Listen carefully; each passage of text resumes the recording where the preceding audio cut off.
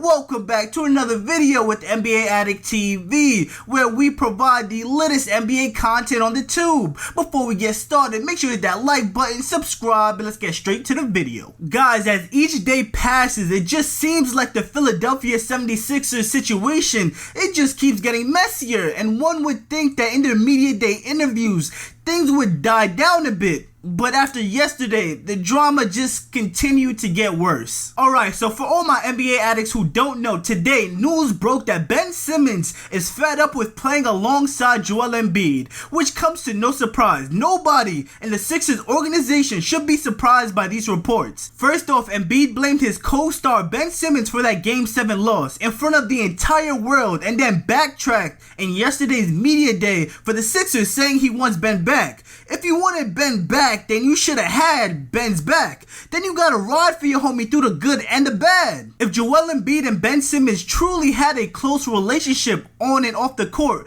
I believe we would have saw a more supportive response in that post-game interview. But Embiid isn't the only one that backtracked. That goes for Doc, overrated Rivers as well. He initially stated that he was unsure if Ben was their championship point guard of the future, and then yesterday taking those words back after the river of trade opportunities dried up. But what Ben also said in those reports is that his career is better off without Embiid blocking the runways that he needs so badly to succeed, and I agree 100%. Ever since the dynamic duo was formed, we always talked about the fact that they aren't a good fit, and that one day the Sixers are going to need to trade one of their two stars. Embiid is an unstoppable force in the post while also being able to stretch the floor at times, but in the post is where he is most effective. Now when it comes to Ben, he is best on the fast break and arguably the best defensive player in the NBA, and when he has an open lane, he is damn near impossible to stop. But what the problem is that those open lanes are rare when Simmons and Embiid are both on the court, which is a result in his low points per game average.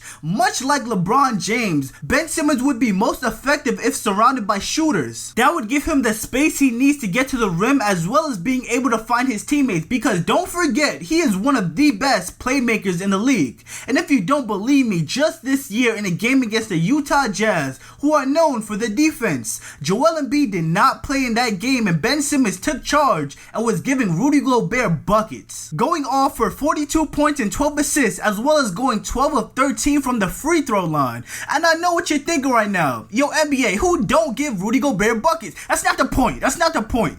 Ben Simmons is a star, no doubt, and he just needs to be in the right system to shine. And if we're being honest, he won't shine next to Joel Embiid. Now the Sixers have to trade one of them, and if you ask GM NBA Addict TV, trade Joel Embiid now. And you all might think I'm crazy, but hear me out. I know Embiid is coming off a career year where he was a top 3 MVP candidate, but the guy just can't stay healthy. Embiid hasn't played more than 65 games in his 7-year NBA career, and if we're talking long-term success, a defensive-minded 6'10 playmaking point guard is the way to go. Joel Embiid's trade value is as high as it's going to be. All you gotta do is get some elite shooters surrounding Ben in return while still maintaining your core. And I have no doubt, Daryl Morey, that Sixers fans will continue to trust the process even without the process. And if you don't do this, I think we can all agree that the 76ers have ruined their own future. But with that being said, guys, let me know your opinion on this whole Ben Simmons situation and what the Sixers should do next. Make sure to leave a like, subscribe, and I'll see y'all next video.